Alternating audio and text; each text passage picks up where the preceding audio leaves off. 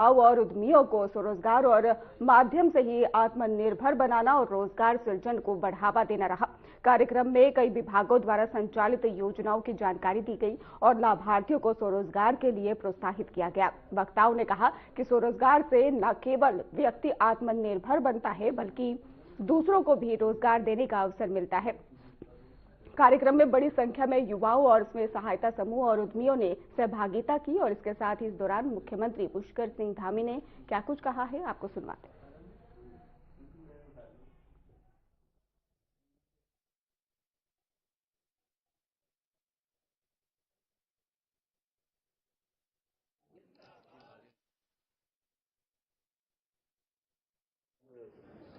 बुग्गावाला में आयोजित स्वरोजगार से रोजगार मशरूम ग्राम के उद्घाटन के अवसर पर मंच पर आसीन अभी आप सब लोगों ने जिनको सुना, उत्तराखंड राज्य में कृषि और बागवानी के क्षेत्र को, उद्यान के क्षेत्र को निरंतर उत्थान की ओर ले जाने वाले आदरणीय गणेश जोशी जी, माननीय मंत्री उत्तराखंड सरकार, यहाँ के माननीय विधायक श्री रवि बहादुर जी,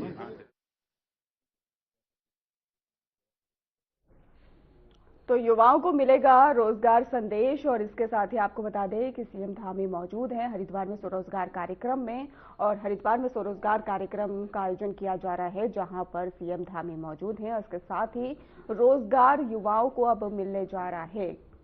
स्वरोजगार से ही रोजगार को बढ़ावा मिलेगा। और इसके साथ ही आपको बता दें कि हरिद्वार में सीएम धामी पहुंचे हुए हैं जहां पर स्वरोजगार कार्यक्रम में सीएम धामी शामिल हुए।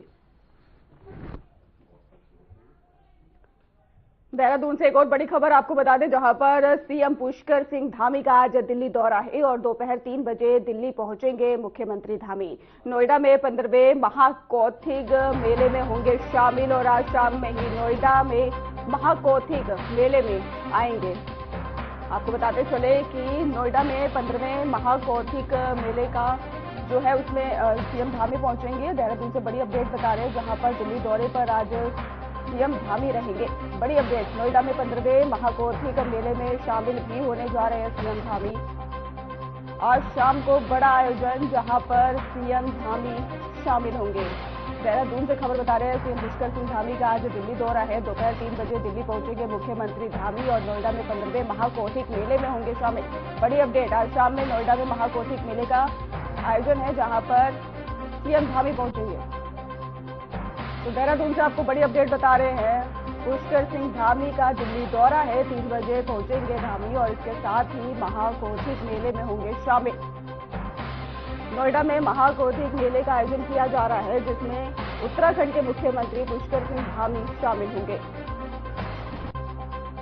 तो दोपहर 3 बजे ही दिल्ली पहुंचेंगे मुख्यमंत्री, नोएडा में 15वें महाकौथिग मेले में शामिल होंगे और आज शाम में नोएडा में महाकौथिग मेले का आयोजन है जिसको लेकर सीएम धामी 3 बजे पहुंच रहे हैं और शामिल होंगे। और इसी खबर पर हमारे साथ हमारे सहयोगी आशीष डोभाल हमारे साथ जुड़ चुके हैं। आशीष, आज खास प्रोग्राम है नोएडा में और 3 बजे सीएम धामी पहुंचने वाले हैं, क्या खास उस प्रोग्राम में रहने वाला है उसके बारे में विस्तार से बताइए। बिल्कुल सुमन, आज पर्वतीय सांस्कृतिक संध्या जो आयोजित की जा रही है नोएडा में, महाकौथिग नोएडा 2025 के नाम से, उसमें जो है सीएम पुष्कर सिंह धामी पहुंचेंगे और उस मेले में शामिल होकर जो ये महाकौथिग है वहां पर उसका उद्घाटन करेंगे। कहीं ना कहीं उत्तराखंड की जो कम्युनिटी यहाँ पे रहती है या जो उत्तराखंड वासी इस क्षेत्र में रहते हैं, उन्होंने तमाम जो जिलों के निवासी हैं उन्होंने इस मेले का आयोजन किया है। महाकौथिग मेला ये 15वां महाकौथिग मेला है और 3:15 25 मिनट पर सीएम धामी इसका कहीं ना कहीं यहाँ पहुंचेंगे इस मेले में। और गौतम बुद्ध नगर नोएडा स्टेडियम सेक्टर 21A में ये मेला आयोजित किया जा रहा है। और पर्वतीय सांस्कृतिक संध्या के नाम से संस्था के नाम से संस्था इस मेले को आयोजित कर रही है। अब देखना होगा कि मुख्यमंत्री कितनी देर में पहुंचते हैं। और फिलहाल जो निर्धारित समय है वो 3:25 है कि मुख्यमंत्री वहां पर पहुंचेंगे और जो है मेले में प्रतिभाग करेंगे। जी बिल्कुल आशीष, सीएम धामी आ रहे हैं, मेले में शामिल होंगे, तो मेले में ऐसा क्या खास देखने को मिलेगा, क्या तैयारियां हैं, उसको लेकर भी बताइए।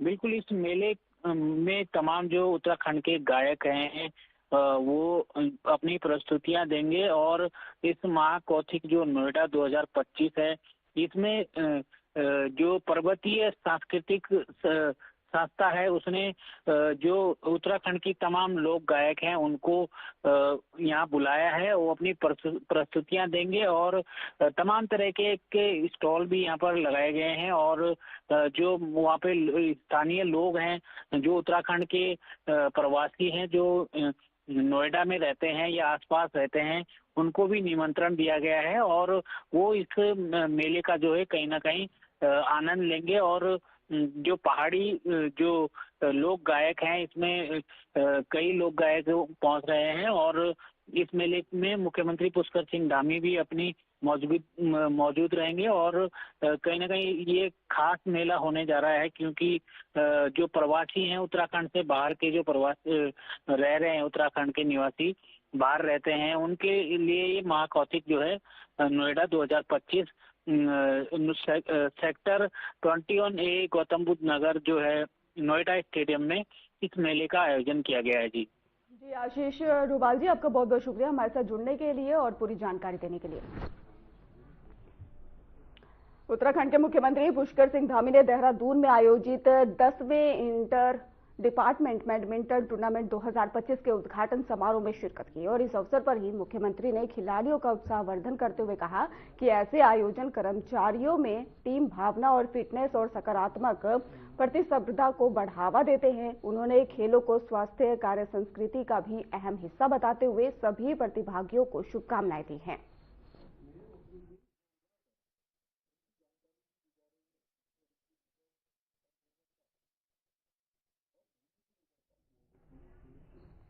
उत्तराखंड के मुख्यमंत्री पुष्कर सिंह धामी ने कहा है कि ये एक सराहनीय प्रयास है जो उत्तराखंड सचिवालय बैडमिंटन क्लब के द्वारा ही किया जाता है, जिसमें कि सभी विभागों की टीम भाग लेती है। और पिछले 10 वर्षों से इस तरह की प्रतियोगिता का आयोजन किया जा रहा है और अब हमारी देवभूमि खेल भूमि के तौर पर आगे बढ़ रही है। हम आने वाले समय में खेलों में अच्छा करेंगे। ये बहुत अच्छा सराहनीय प्रयास है जो उत्तराखंड सचिवालय बैडमिंटन क्लब के द्वारा किया जाता है। और इसमें सभी विभागों की टीमें इसमें भाग लेती है और लगातार पिछले 10 वर्षों से इस प्रतियोगिता का आयोजन किया जा रहा है, जहां इस प्रकार से सभी को एक से एक जगह पर खेलने का और मिलने का अवसर प्राप्त होता है। वहीं राज्य के अंदर जो हमारी खेल प्रतिभाएं हैं उनको भी कहीं ना कहीं इससे प्रोत्साहन मिलता है, आगे आने का अवसर मिलता है। और इस वर्ष हमारे राष्ट्रीय खेलों का जो आयोजन हुआ उसके बाद से हमारी देवभूमि खेल भूमि के रूप में भी आगे बढ़ रही है और आने वाले समय में हम खेलों में भी अच्छा करेंगे। इस बार 103 पदक जीतकर हमारे खिलाड़ियों ने बहुत शानदार प्रदर्शन किया और हम जो लीगेसी प्लान खेलों को लेकर बना रहे हैं 8 शहरों में 23 अकादमी खोलने पर काम कर रहे हैं, जिससे हमारे पूरे वर्ष भर के अंदर हजारों खिलाड़ियों को अच्छा प्रशिक्षण भी मिलेगा। हरिद्वार में स्वरोजगार से रोजगार की ओर कार्यक्रम का आयोजन किया गया। इस कार्यक्रम का उद्देश्य युवाओं और उद्यमियों को स्वरोजगार के माध्यम से आत्मनिर्भर बनाना और रोजगार सृजन को ही बढ़ावा देना रहा। कार्यक्रम में कई विभागों द्वारा संचालित योजनाओं की जानकारी दी गई और लाभार्थियों को स्वरोजगार के लिए प्रोत्साहित किया गया। वक्ताओं ने कहा है कि स्वरोजगार से न केवल व्यक्ति आत्मनिर्भर बनता है बल्कि दूसरों को भी रोजगार देने का अवसर मिलता है। कार्यक्रम में बड़ी संख्या में युवाओं, स्वयं सहायता समूह और उद्यमियों ने सहभागिता की और वहीं पर इस दौरान मुख्यमंत्री पुष्कर सिंह धामी ने क्या कुछ कहा है, चलिए सुनवाते हैं। और कांग्रेस के समय के एक प्रधानमंत्री जी ने स्वयं स्वीकार किया था कि हम केंद्र से 1 रुपया किसी के लिए भेजते हैं तो उसके पास पहुंचते पहुंचते वो 15 पैसे बच जाता है, यानी कि 85 पैसा उसमें से गायब हो जाता है। परंतु आज समय बदल गया। आज आदरणीय प्रधानमंत्री श्री नरेंद्र मोदी जी ने केंद्र और राज्य की सरकारों के समय में उनके नेतृत्व में सभी योजनाओं का लाभ सीधे सीधे 1 रुपया भेजा जाता है, तो उसमें 0.1001 की भी जो है कहीं गड़बड़ी की कोई गुंजाइश नहीं होती है। सीधे उनके बैंक के खातों में पहुंचता है डीबीटी के माध्यम से। भाइयों बहनों, आदरणीय प्रधानमंत्री जी के मार्गदर्शन में और उनके सहयोग से, नेतृत्व से हमारी राज्य सरकार भी किसानों की उन्नति के लिए, उनकी समृद्धि के लिए संकल्पित होकर काम कर रही है। हम फार्म मशीनरी बैंक योजना के माध्यम से कृषि उपकरण खरीदने पर 80% तक की सब्सिडी प्रदान कर रहे हैं। वहीं किसानों को 3 लाख रुपए तक का ऋण बिना ब्याज के उपलब्ध करा रहे हैं। इसके साथ ही हम किसानों के हित में नहरों से सिंचाई को पूरी तरह से मुक्त करने का भी हमने काम किया है। यही नहीं, हमने किसानों की आय बढ़ाने के लिए पॉली हाउस निर्माण के लिए 200 करोड़ रुपए की राशि का प्रावधान भी किया है। मुझे बताते हुए अत्यंत हर्ष हो रहा है कि इस योजना के अंतर्गत अभी तक राज्य में लगभग 115 करोड़ रुपए की सहायता से करीब 350 पॉली हाउस स्थापित किए जा चुके हैं। इतना ही नहीं, हम जहां एक और गेहूं खरीद पर किसानों को 20 रुपए प्रति क्विंटल का बोनस प्रदान कर रहे हैं, वहीं हाल ही में हमने गन्ने के रेट में भी 30 रुपए प्रति क्विंटल की बढ़ोतरी की है। हमारी सरकार सब्जियों की तरह ही फलों के उत्पादन को बढ़ाने के लिए भी विभिन्न स्तरों पर काम कर रही है। हमने राज्य में 1200 करोड़ रुपए की लागत से नई सेब नीति, कीवी नीति, state millet mission, dragon fruit की भी अपार संभावनाएं, बहुत पोटेंशियल हमारे राज्य के अंदर है। जहां बलराज जी रहते हैं उसके आसपास बड़े पैमाने पर आज ड्रैगन फ्रूट की जो है वहां पर खेती हो रही है और उसकी मांग लगातार बढ़ती जा रही है। लगातार हमारे किसान इस दिशा में खेती के लिए बहुत उत्साहित भी हैं और तेजी से इस काम को आगे बढ़ा रहे हैं। ऐसी कई महत्वपूर्ण योजनाएं हमने लागू की है। अभी कुछ ही दिन पहले हमने एरोमा के क्षेत्र में भी एरोमा मिशन हमने राज्य के अंदर शुरू किया है और जहां आज हमारा जो सुगंधित वनस्पतियां हैं, हमारे परफ्यूम हैं, जो केमिकल विहीन है, विदाउट केमिकल, उन सभी की मांग आज तेजी से बढ़ रही है। हाउस ऑफ हिमालय ब्रांड के माध्यम से उनको आज देश और दुनिया में हम भेज रहे हैं और हमने वहां भी एक लक्ष्य लेकर कि आज हमारी साल भर में जहां 100 करोड़ रुपए के आसपास का ये सुगंधित वनस्पतियों का, औषधियों का, इन सब का जो परफ्यूम बनाने वाले हैं, उनका जो हमारा उत्पादन है, उनकी बिक्री है, उसको हमने एक साल में 1200-1300 करोड़ करने का भी लक्ष्य रखा है और जल्दी हम उस लक्ष्य को भी प्राप्त करेंगे। इसके साथ साथ बागवानी को प्रोत्साहन देने के लिए किसानों को 80% तक की सब्सिडी भी प्रदान की जा रही है। यही नहीं, हम किसानों की उपज की गुणवत्ता को बढ़ाने के लिए ग्राइंडिंग सॉर्टिंग यूनिट के निर्माण के लिए भी हम किसान भाइयों को।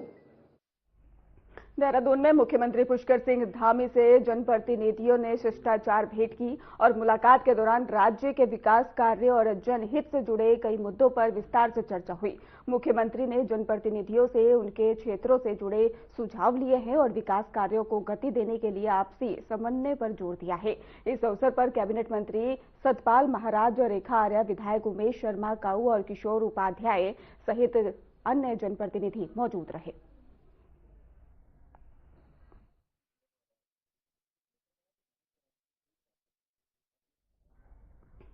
उत्तराखंड के मौसम में अचानक से बदलाव देखने को मिल रहा है और दून घाटी में सुबह से ही घना कोहरा छाया हुआ है, जिससे कि ठंड का असर बढ़ गया है।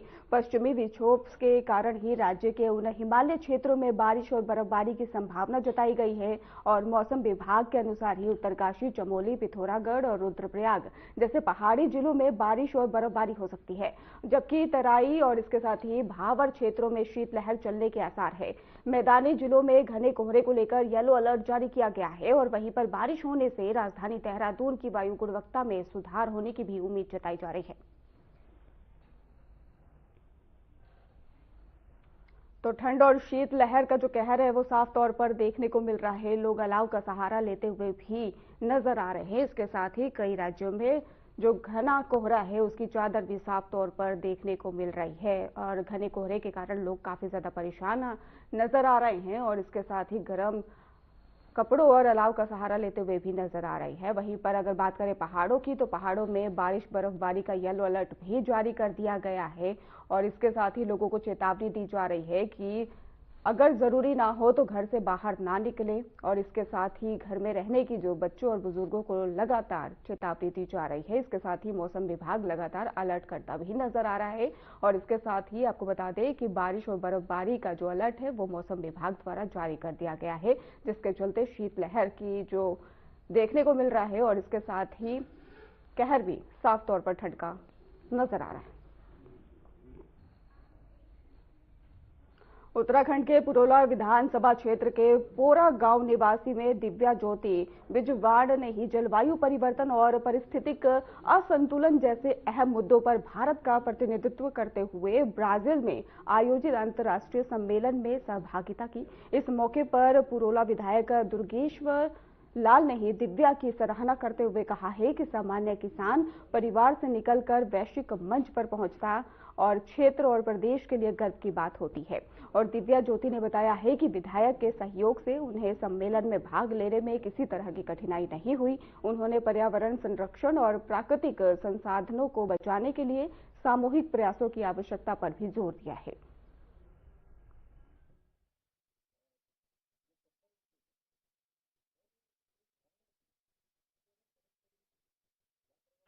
आज इस प्रेस क्लब में उपस्थित जिस विषय पे हम बात करने जा रहे हैं, मेरी विधानसभा की एक किसान परिवार की बेटी और जिनके माँ बाप एक साधारण परिवार से आते हैं और एक साधारण परिवार में जिसने जन्म लिया और उसके बाद उसने अपनी एजुकेशन करी और एक प्राइवेट ऑर्गेनाइजेशन में काम करने के साथ साथ उन्होंने एक ऐसा मुकाम को जो हासिल किया है, एक ऐसे मुकाम की उन्होंने प्रिपरेशन करी जिस पे हमें गर्व है और विशेष करके मेरी विधानसभा पुरोला विधानसभा की है। हाँ जी, मैं यही कहना चाहूँगी कि पर्वतीय समुदाय की आवाज़ जो वैश्विक मंच तक मैं लेके गई, इससे मेरा ताल्लुक यही था कि जो कम्युनिटीज़ इतने सालों से पर्वतीय क्षेत्रों का, यहाँ के हरित कवर का जो संरक्षण कर रही हैं, उनको ग्लोबल लेवल पे एक आवाज़ मिलनी चाहिए। और जैसे कि विधायक जी ने भी कहा कि this is our collective responsibility, कि हम सब लोगों की कलेक्टिव रिस्पॉन्सिबिलिटी है, एक सामूहिक हमारी जिम्मेवारी है पर्यावरण को लेकर, प्रकृति को लेकर और हमारे जो नेचुरल रिसोर्सेज हैं, प्राकृतिक संसाधनों को लेकर। और सबके माध्यम से ही, एक्चुअली ये कोई ऐसी चीज़ नहीं है कि कोई डिपार्टमेंट करेगा या कोई लोग करेंगे, ये सबका एक सामूहिक जो कलेक्टिव जो रिस्पॉन्सिबिलिटी है उसके तहत ही ये सारी चीज़ें हो पाएंगी।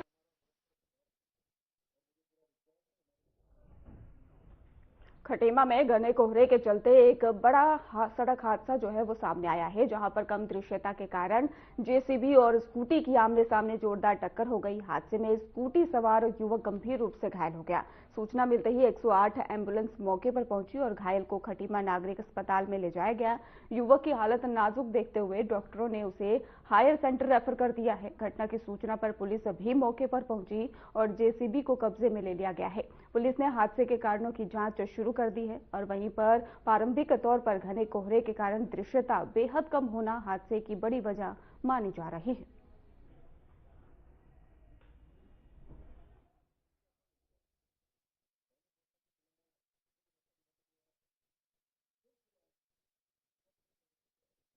दरअसल एक व्यक्ति जिसका नाम कृष्ण बहादुर है, 35 साल का वो व्यक्ति है, उसका एक्सीडेंट तिगरी चौराहे पे घने कोहरे के चलते हुआ। उसने अपनी बाइक से एक खड़ी हुई जेसीबी ने, जैसे बताया जा रहा है, उसमें टक्कर मार दी। तो अभी फिलहाल उसकी हालत गंभीर है और हमने उसे प्राथमिक उपचार करके आगे रेफर किया। दरअसल एक व्यक्ति जिसका नाम कृष्ण बहादुर है, 35 साल का वो व्यक्ति है, उसका एक्सीडेंट तिगरी चौराहे पे घने कोहरे के चलते हुआ।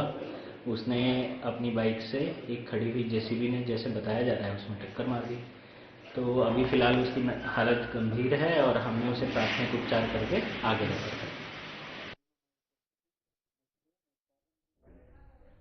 पूर्व कैबिनेट मंत्री हरक सिंह रावत की तबीयत अचानक से बिगड़ गई है और बताया जा रहा है कि प्रदूषण की चपेट में आने से उन्हें सांस लेने में तकलीफ हुई है।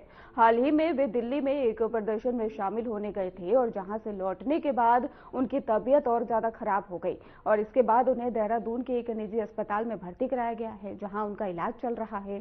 समर्थकों ने वीडियो साझा कर उनके स्वास्थ्य को लेकर जानकारी दी है।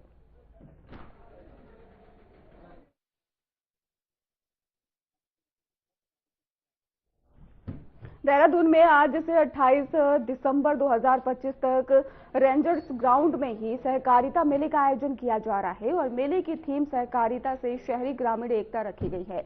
आमजन के लिए प्रवेश खुला रहेगा और सहकारी समिति और किसानों और स्वयं सहायता समूह को अपने उत्पाद प्रदर्शित करने का मंच मिलेगा। जिलाधिकारी सविन बंसल ने मेले के सफल आयोजन के लिए जिला स्तरीय समिति गठित की है।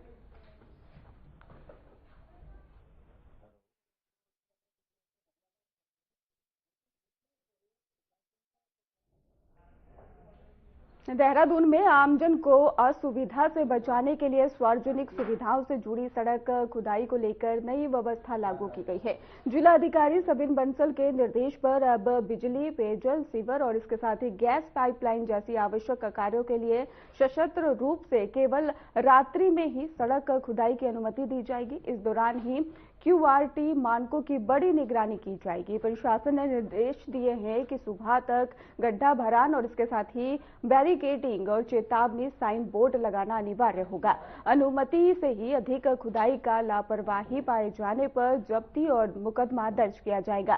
साथ ही कार्य पूरा होते ही सड़क को दुरुस्त कर ब्लैक टॉप कराने की भी निर्देश दिए गए हैं। योजनाओं को क्लब कर एक साथ कार्य करने से बार बार सड़क खुदाई से निजात मिलेगी और जनता को राहत मिलेगी।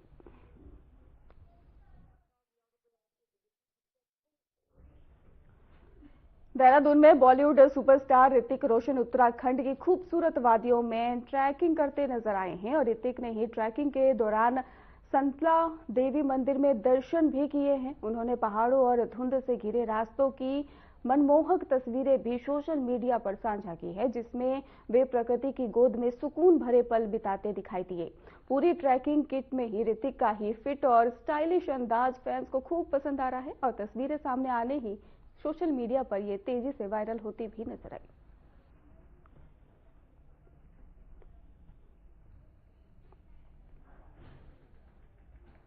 उत्तरकाशी जनपद में भालुओं की सक्रियता से ही ग्रामीणों में भय का माहौल बना हुआ है। टकनौर क्षेत्र के मल्ला गांव में एक भालू अपने 2 बच्चों के साथ घर में घुस आया और जिसकी पूरी घटना जो है सीसीटीवी कैमरे में कैद हो गई है। भालू और उसके शावक काफी देर तक ही घर में भोजन तलाशते नजर आए और चहलकदमी से ही करते भी नजर आए हैं। वहीं पर पूरे इलाके में दहशत का भालुओं को लेकर माहौल भी देखने को मिल रहा है।